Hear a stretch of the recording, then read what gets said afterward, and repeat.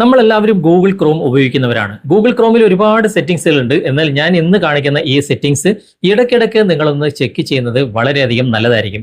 കാരണം ഈ ഒരു സെറ്റിംഗ്സിന്റെ അകത്ത് പോയി കഴിഞ്ഞാൽ നിങ്ങൾക്ക് തന്നെ മനസ്സിലാകും ഒരുപാട് കാര്യങ്ങൾ നിങ്ങൾ അലോ പെർമിഷൻ കൊടുത്തിട്ടുണ്ടാകും.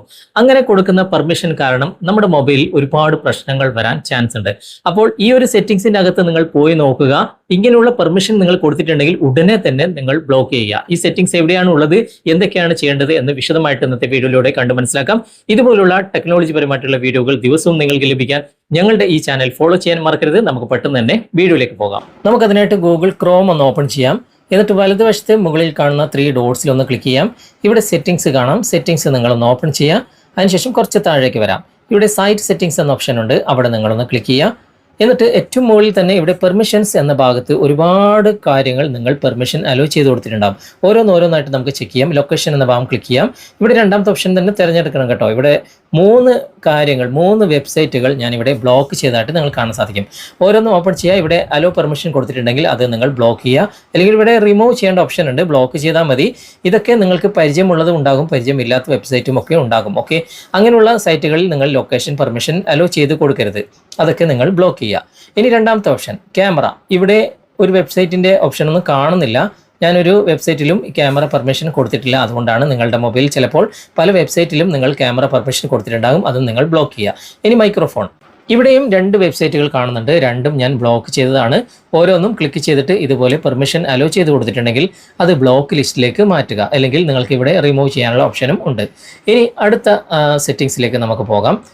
ഇവിടെ നോട്ടിഫിക്കേഷൻ ഓപ്പൺ ചെയ്യുമ്പോൾ എല്ലാം നിങ്ങൾ മുകളിലത്തെ ഓപ്ഷൻ രണ്ടാമത്തെ തന്നെ തിരഞ്ഞെടുക്കണം. കണ്ടോ, എത്ര വെബ്സൈറ്റുകളിലാണ് നമ്മൾ നോട്ടിഫിക്കേഷൻ്റെ പെർമിഷൻ അലോ ചെയ്ത് കൊടുത്തിട്ടുള്ളത്. ഇതിൽ നിന്നൊക്കെ നിങ്ങൾക്ക് നോട്ടിഫിക്കേഷൻ വന്ന് ശല്യമാകുക തന്നെ ചെയ്യും. ഓരോന്നും ക്ലിക്ക് ചെയ്തിട്ട് ഇവിടെ അത് ബ്ലോക്ക് ചെയ്യാനുള്ള ഓപ്ഷൻ ഉണ്ട്. ഓക്കെ, അത് റിമൂവ് ചെയ്യാനുള്ള ഓപ്ഷൻ ഇല്ല. ഇതൊക്കെ ഓഫ് ചെയ്തിടാനുള്ള ഓപ്ഷനാണ് ഉള്ളത്. എല്ലാ വെബ്സൈറ്റിൽ നിന്നും നിങ്ങൾ ഇതുപോലെ നോട്ടിഫിക്കേഷൻ പെർമിഷൻ ഓഫ് ചെയ്തിടുക. കാരണം ഇതിലൂടെ നമുക്ക് അഡ്വർടൈസ്മെൻറ്റ് വരും, പരസ്യങ്ങൾ വരും, നോട്ടിഫിക്കേഷൻ വരും. അങ്ങനെ ഭയങ്കര ശല്യമായിരിക്കും. ഞാൻ എല്ലാം ഇതുപോലെ ബ്ലോക്ക് ചെയ്തിട്ടുണ്ട്. ഇതാ കണ്ടോ, APK എന്തൊക്കെയോ ആണ് എഴുതിയിട്ടുള്ളത് ഓരോ സൈറ്റ്. ഇതൊക്കെ നമ്മൾ സന്ദർശിച്ചതും ഉണ്ടാകും. അല്ലെങ്കിൽ ഓട്ടോമാറ്റിക്കായിട്ട് റീഡയറക്റ്റ് ആയിട്ട് നമ്മൾ അലോ ചെയ്ത് പോയിട്ടുള്ള സൈറ്റുകളും ഉണ്ടാകും. അതൊക്കെ നിങ്ങൾ ബ്ലോക്ക് ചെയ്തിടുക. അല്ലെങ്കിൽ ഇതുപോലെ നിങ്ങൾ ക്ലോസ് ചെയ്തിടുക. ഓക്കെ, പിന്നെ താഴെ കാണുന്നതൊന്നും നമുക്ക് അത്ര വലിയ കുഴപ്പമൊന്നും കാണുന്നില്ല. അതിലൊന്നും നമുക്കൊരു വെബ്സൈറ്റും കാണാൻ സാധിക്കുന്നില്ല. എന്നാലും നിങ്ങളൊന്ന് ചെക്ക് ചെയ്ത് നോക്കുക.